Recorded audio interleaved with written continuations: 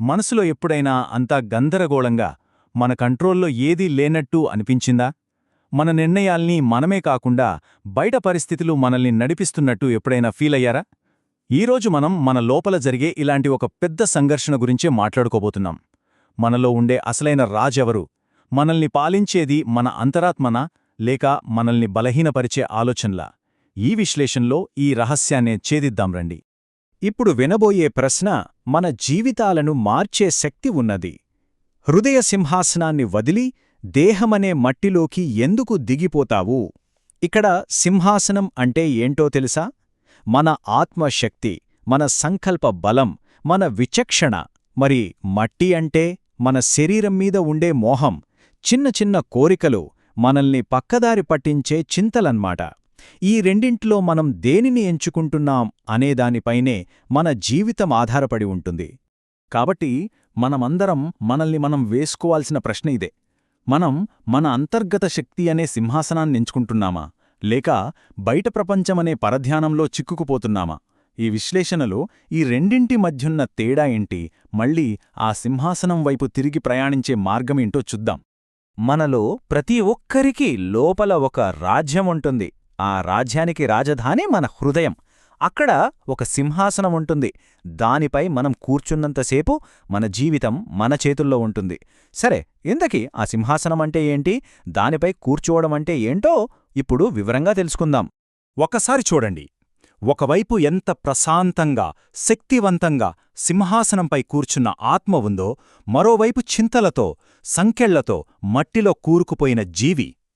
ఇదే మన అంతర్గత స్థితికి అద్దం పడుతుంది. సింహాసనంపై ఉన్నప్పుడు మనం రాజులం. మన ఆలోచనలు, మన ఎమోషన్స్ మన కంట్రోల్లో ఉంటాయి. శాంతి, తేలికతనం మనతోనే ఉంటాయి.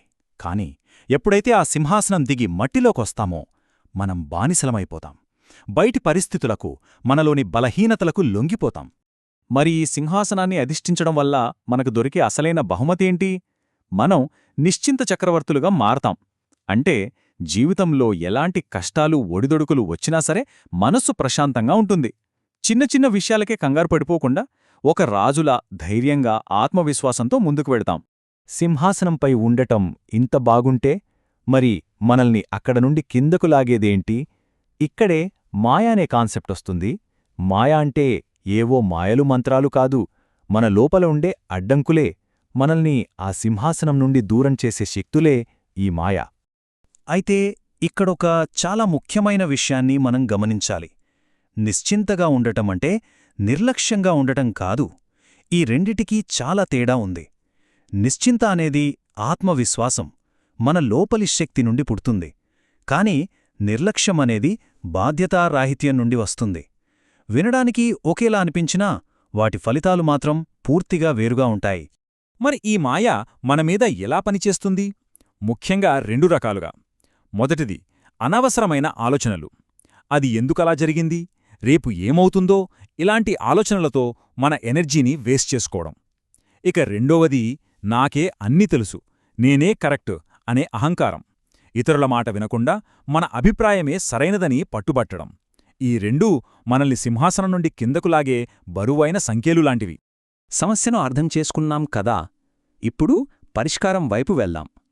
ఈ మూల గ్రంథం మనకు చూపించే పరిష్కారం మార్గం తిరుగు ప్రయాణం. ఇది మన నిజస్వరూపానికి తిరిగి వెళ్లడానికి ఒక పిలుపులాంటిది. ఇంతకీ ఈ తిరుగు ప్రయాణం అంటే ఏమిటి? దీనికి 2 అద్భుతమైన అర్థాలున్నాయి. ఒకటి, మనకు దొరికిన జ్ఞానానికి కృతజ్ఞతగా మనల్ని మనం ఒక బెటర్ వర్షన్గా మార్చుకోవడం.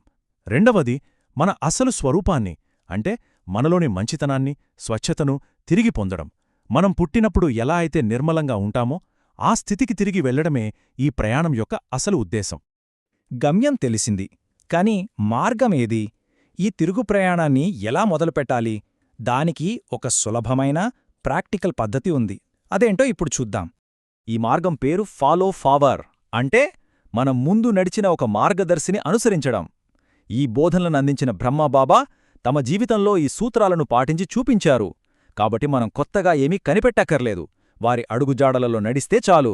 మన ప్రతి ఆలోచనను, ప్రతి మాటను, ప్రతి పనిని వారి ఆదర్శంతో పోల్చి చూసుకుంటే చాలు. ఇందులో భాగంగా మనం అలవర్చుకోవాల్సినవి 3 ముఖ్యమైన గుణాలు. 1. నిరాకారిగా ఉండటం. అంటే మనల్ని మనం కేవలం ఈ శరీరంగా కాకుండా ఒక శక్తివంతమైన ఆత్మగా చూడటం. 2 నిరహంకారిగా ఉండటం. అంటే నేను, నాది అనే అహంకారాన్ని వదిలి వినయంగా ఉండటం. 3 నిర్వికారిగా ఉండటం. అంటే కోపం, ఆశ, మోహం వంటి నెగటివ్ ఫీలింగ్స్కి అతీతంగా ఎప్పుడూ ప్రశాంతంగా ఉండటం. అవును, ఈ 3 గుణాలు వేర్వేరు కావు, అవి ఒకదానితో ఒకటి ముడిపడి ఉన్నాయి. ఎప్పుడైతే ఆత్మస్పృహలోకొస్తామో అప్పుడే అహంకారం తగ్గుతుంది. ఎప్పుడైతే అహంకారం తగ్గుతుందో అప్పుడే కోపతాపాల్లాంటి వికారాలు పోయి స్వచ్ఛమైన, ప్రశాంతమైన స్థితి మనకు సాధ్యమవుతుంది. ఈ సూత్రాలు కేవలం వ్యక్తిగత సాధన కోసమే కాదు, అవి ఒక సమాజానికి ఎలా వర్తిస్తాయో, ఈ ఫిలాసఫీని ఒక జీవన విధానంగా ఎలా మార్చుకోవచ్చో ఇప్పుడు చూద్దాం. ఈ ప్రయాణం ఒంటరిగా చేసేది కాదు, ఇది ఒక సామూహిక యజ్ఞం లాంటిది. సమాజంలోని ప్రతి ఒక్కరూ తమ వంతు పాత్ర పోషించాలి. యువకులు శాంతి సైనికుల్లా మారి ఎక్కడ గొడవలున్నా చల్లార్చాలి. స్త్రీలు కరుణామూర్తులుగా మారి తమ కుటుంబాలకు, సమాజానికి వెలుగునివ్వాలి. ఇక మీడియాలో పనిచేసేవారు ఈ మంచి సందేశాన్ని ప్రపంచమంతా వ్యాపింపజెయ్యాలి.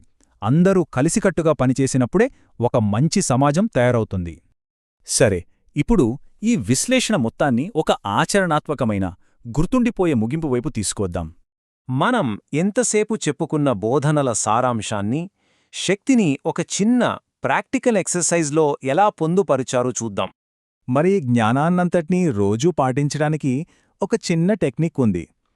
ఒక క్షణం నేను ఆత్మను, మరో క్షణం నేను దేవదూతను.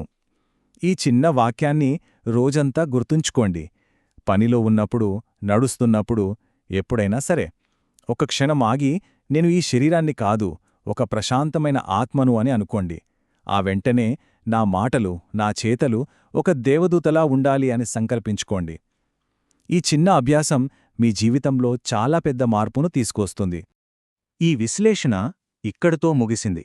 కానీ మన అసలైన ప్రయాణం ఇప్పుడే మొదలవ్వాలి. మనల్ని మనం ఒక ప్రశ్న వేసుకుందాం. నా జీవితానికి నిజమైన రాజును నేనేనా? లేక నా బలహీనతలు, బయటి పరిస్థితులు నన్ను పాలిస్తున్నాయా?